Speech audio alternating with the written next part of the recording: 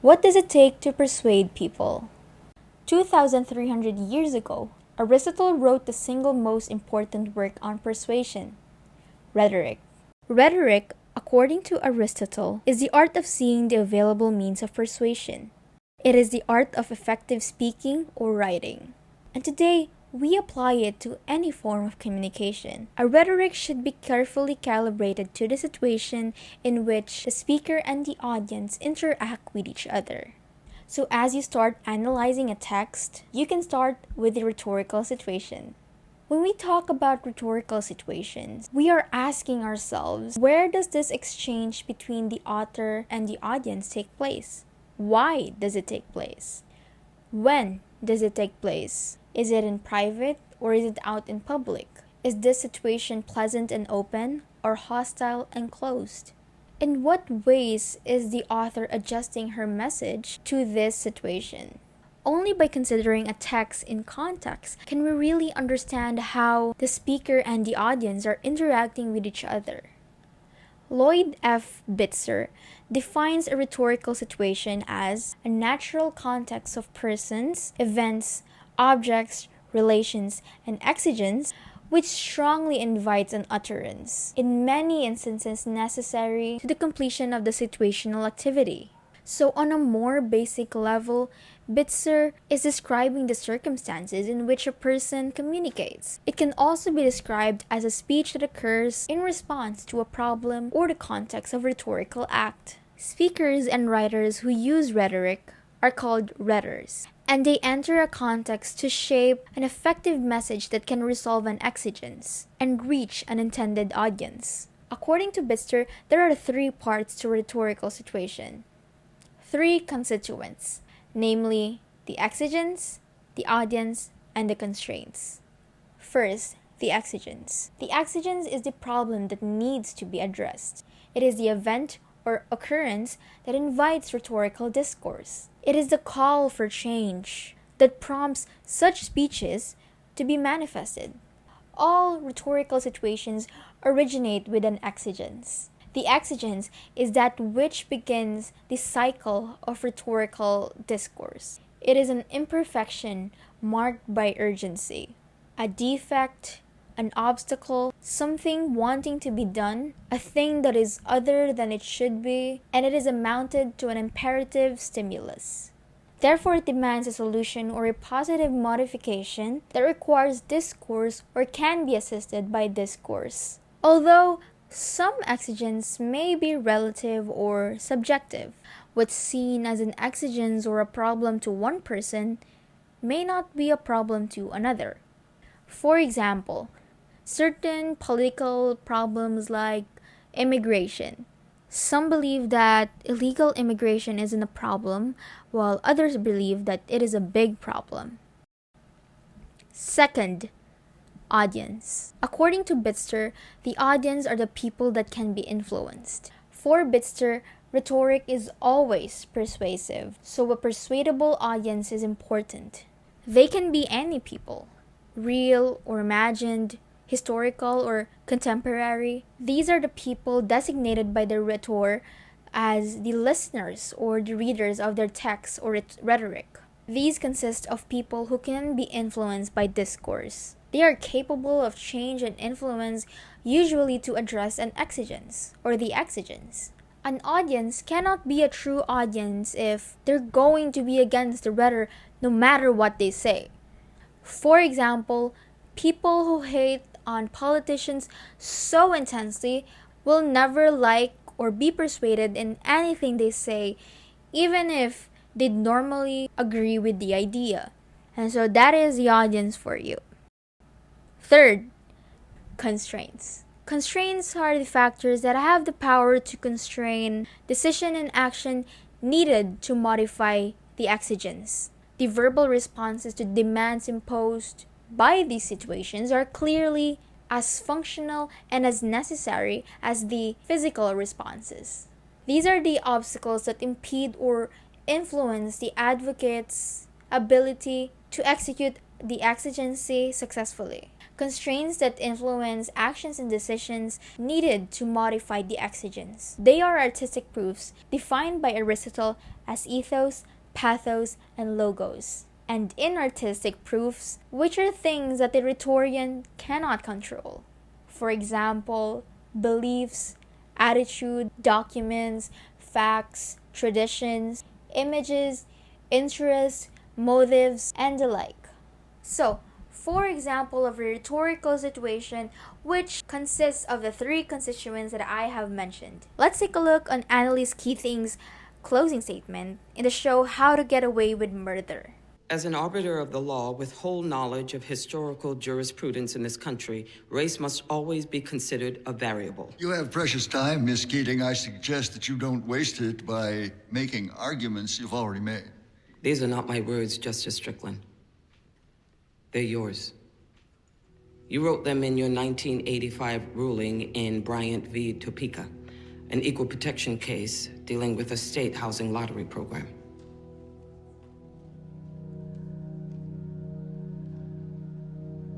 Racism is built into the DNA of America. And as long as we turn a blind eye to the pain of those suffering under its oppression, we will never escape those origins. The only safeguard people of color have is the right to a defense, and we won't even give them that. Which means that the promise of civil rights has never been fulfilled. Due to the failure of our justice system, our public defense system in particular, Jim Crow is alive and kicking. Laws that made it illegal for blacks and whites to be buried in the same cemetery. They categorize people into quadroons and octoroons. They punish a black person for seeking medical attention in a white hospital. Some may claim that slavery has ended. But tell that to the inmates who are kept in cages and told that they don't have any rights at all. People like my client Nathaniel Leahy and millions of people like him who are relegated to a subclass of human existence in our prisons. There is no alternative to justice in this case. There is no other option. To decide against my plaintiff is to choose lining the pockets of prison owners over providing basic defense for the people who live in them. And is that the America that this court really wants to live in? Where money is more important than humanity? Where criminality is confused with mental health?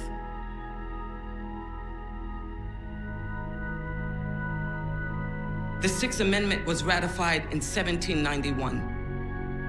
It's been 226 years since then. Let's finally guarantee its rights to all of our citizens.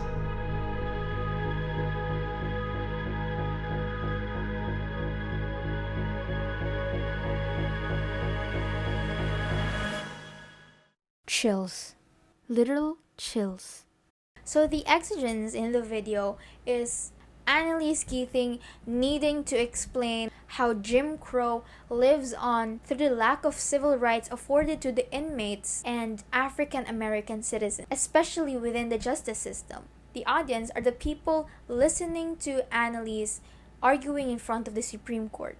And the constraints are whether or not these people also have the same stances as Annalise Keating, or have the same beliefs, or are aligned their beliefs with what Annalise was arguing about. And so, for example, the main topic here is on civil rights on inmates and African American citizens. So in the constraints, there may be people or audiences that are either racist or do not believe that inmates deserve such a chance or such privileges, even civil rights. And so those are the constraints that the rhetor, which is Annalise, must also work on in order to persuade the audience. Okay, so now that we know what a rhetorical situation is, you may be wondering, what are the different aspects of rhetorical situation? Well, let me tell you. First, rhetorical discourse is called into existence by a situation, When a writer perceives a certain situation, this amounts to an invitation to create and present discourse. The clearest instances of speaking or writing are strongly invited and often required. For example, okay, I need any one of you to tell me who did this. No. Don't give me that look. I just want to know who among you ate the food I brought and that I placed strategically at the back of the refrigerator so that no one tries to eat it without my knowledge. Well, since you guys have both been pointing fingers and not confessing right, you both need to convince me who did or didn't do what. Or else the two of you will get the punishment. No Wi-Fi for a week. No. Make that a month. So you guys better fess up right now, or else. So, the discourse in this example were called into existence by the given situation, and there was an invitation present to start or create discourse. Although rhetorical situation invites response, it obviously does not invite just any response. For example, my dear Martin, I'm writing to you from London. The Duke has asked for my hand in marriage, and I should be arriving at Wellington Court tomorrow, but I do not wish to marry him, for I'm in love with you.